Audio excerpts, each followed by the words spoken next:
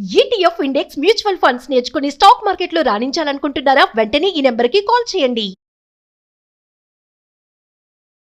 Welcome to India's largest digital media network Suman TV.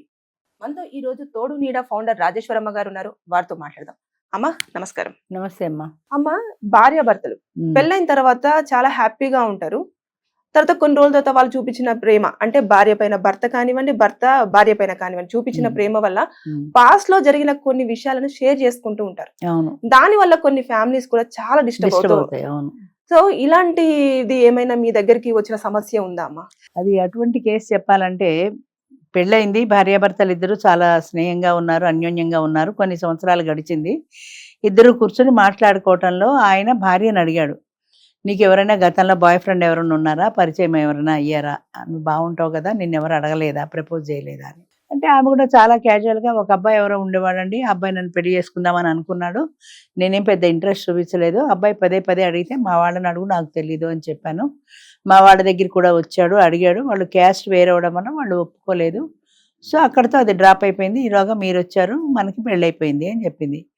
వాడి మనస్సులో అనుమాన బీజం మొదలైంది. అంటే ఎవడో దీన్ని ప్రేమించాడు, దీని తప్పేమీ లేదు, కానీ ఎవడో దీన్ని ప్రేమించాడు అని అప్పటి నుంచి రకరకాలుగా దీన్ని టార్చర్ పట్టడం, మాటలతో హింసించడం, ఇంకా ఒకటి కాదు నరకం మొదలెట్టింది అమ్మాయికి.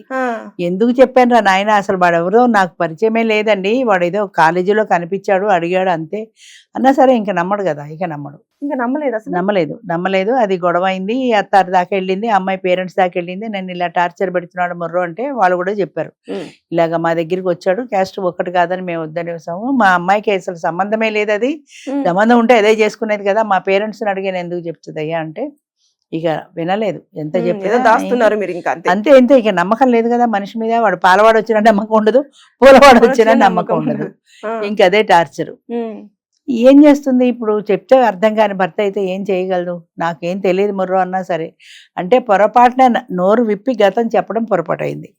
ఈ మధ్య సంక్రాంతికి వస్తున్నామని ఒక సినిమా వచ్చింది, అందులో వెంకటేష్ తను జాబ్ చేసే చోట ఎవరో అమ్మాయిని ప్రేమించాడు, ఆ అమ్మాయి ఏదో చెప్పింది కుదరలేదు, సరే అయితే నేను జీవితాంతం ఇలాగే ఉంటాను, నువ్వు ఎప్పుడు వస్తే అప్పుడే చేసుకుంటాను, ఇది ఆవేశంలో ఒక డైలాగ్ చెప్పేశాడు. ఇంకో అమ్మాయిని పెళ్లి చేసుకున్నాడు, పిల్లలకి అన్నాడు, వాళ్ళు హ్యాపీగా ఉన్నారు, అయిపోయింది. కొన్నాళ్ళకి అమ్మాయి మళ్ళీ ఏదో కేసు విషయంలో వెనక్కి వచ్చింది, వాడు ఉద్యోగం కూడా వదిలేశాడు, తర్వాత ఆ కేసు డీల్ చేయాలని వీడి దగ్గరికి వెనక్కి వచ్చింది. వెనక్కి వచ్చినప్పుడు భార్యకి తెలిసింది అది ఒకప్పుడు వాడి లవర్ అని, ఇంక వీడికి టార్చర్ మొదలు.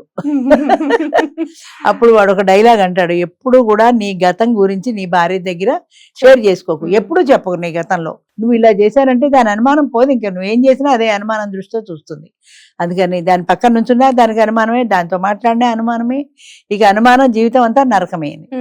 అంచేత ఎప్పుడు కూడా, అంటే అది తప్పే కావచ్చు కానీ నీకు సంబంధించిన విషయం, ప్రతి విషయము షేర్ చేసుకునే ముందు దాని ఇంపాక్ట్ ఎలా ఉంటుందో ఒక్కసారి ఆలోచించు. అది పాజిటివ్గా తీసుకుంటే ప్రాబ్లం లేదు, నెగిటివ్గా తీసుకుంటే నష్టపోయేది నువ్వే కదా, ప్రాబ్లమే కదా.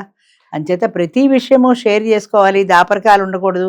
ఈ సుత్తు డైలాగులు అన్ని వినడానికి బాగానే ఉంటాయి, దాపరకాలు ఉండకూడదు, అదే ఓపెన్ గా ఉండాలి, దాపరకం ఉండకూడదు అనే ఉద్దేశంతో నువ్వు చెప్పినప్పుడు అవతల వాడు కూడా దాన్ని అంతే పాజిటివ్ గా తీసుకుంటే ప్రాబ్లం లేదు.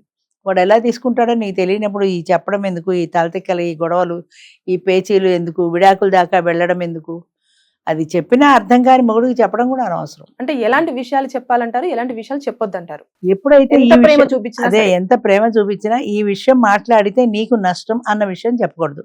ఇప్పుడు ఈ విషయం చెప్పడం వల్ల నీకు నష్టమే కలిగింది కదా. ఇప్పుడు ఒక కాయిన్ కి రెండు వైపులా ఉన్నట్టే, పాజిటివ్ గా ఉంటే ఓకే, నెగిటివ్ గా ఉంటే అన్న విషయం కూడా మనం ఆలోచించుకోవాలి.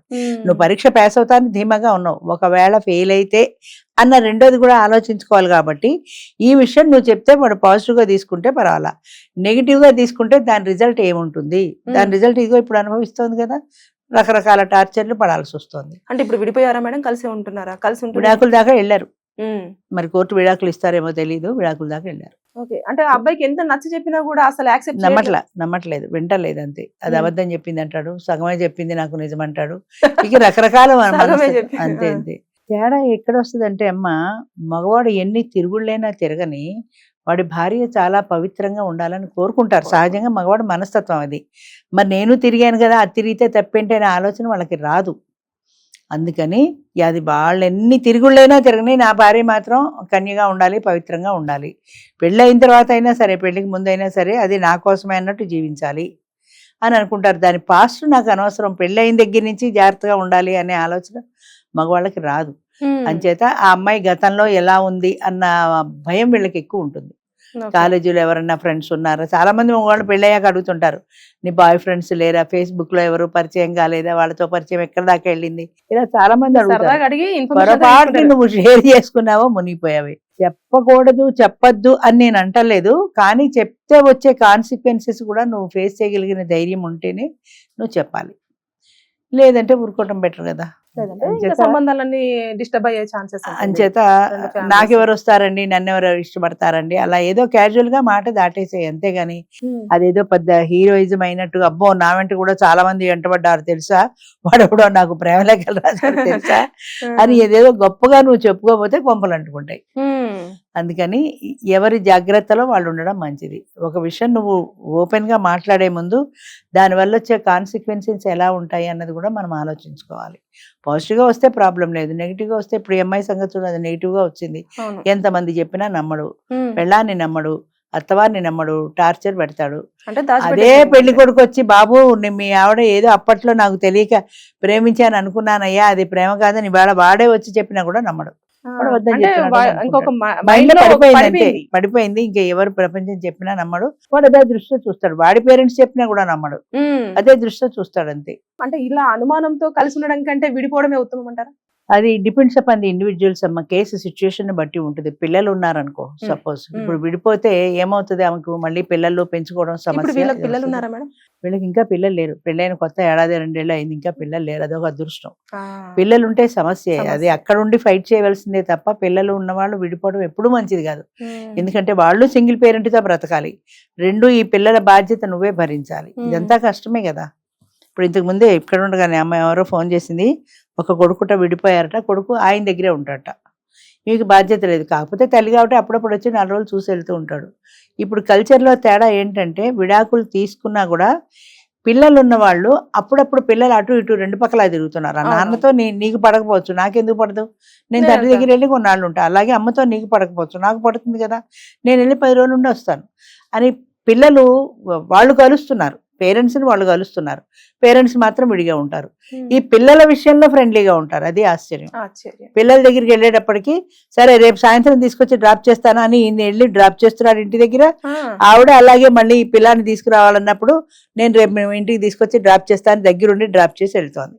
మళ్ళీ వాళ్ళ మధ్య అలాంటి రిలేషన్ లేదు, అదే ఆశ్చర్యం. ఎమోషన్స్ ఉండవా, ఇన్ని సంవత్సరాలు కలిసి జీవించిన ఎమోషన్స్ ఉండవా మీకు?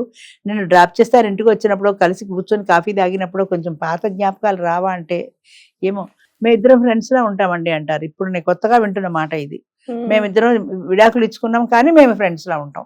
ఇంకొకటి, ఈ విడాకులు ఇచ్చుకున్న తర్వాత ఇంకొక పెళ్ళే అయింది అనుకో సపోజ్, నేను నా మాజీ భర్తతో ఫ్రెండ్ లా ఉంటానంటే ఈమె కూడా యాక్సెప్ట్ చేస్తారా? చేయడు కదా. అంచేత ఇదొక సమస్య. ఒకవేళ పెళ్ళైతే వాడితో భావబంధాలన్నీ తెంచుకోవాల్సింది. అంచేత ఇలాంటివి చాలా డెలికేట్ ఇష్యూస్ అమ్మా ఇవి. మెయిన్లీ ఏంటంటే సీక్రెసీ చాలా ఇంపార్టెంట్ అంటారు కొన్ని విషయాలలో. చాలా అది అలానే సీక్రెట్ గా ఉంచమని నేను చెప్పట్లేదు, అవతల వాళ్ళు ఎలా రియాక్ట్ అవుతారో చూసుకొని దాన్ని బట్టి మనం జాగ్రత్తగా ఆలోచించాలి. అది నెగిటివ్ గా వచ్చే ప్రమాదం ఉన్నప్పుడు చెప్పి లేనిపోయిన సమస్యలు తెచ్చుకోవడం ఎందుకు? అప్పటిదాకా మంచిగా ఉన్న పర్సన్ సడన్ గా ఒక్కసారిగా మారిపోయాడు అంటే అనుమానం బీజం పడింది వాళ్ళు, అంతే. ఇంకా ఏం చెప్పినా వినడు, ఎవరు చెప్పినా వినడు. ఆ బీజం పెరిగి మహావృక్షం అయిపోతుంది కొన్నాళ్ళకి.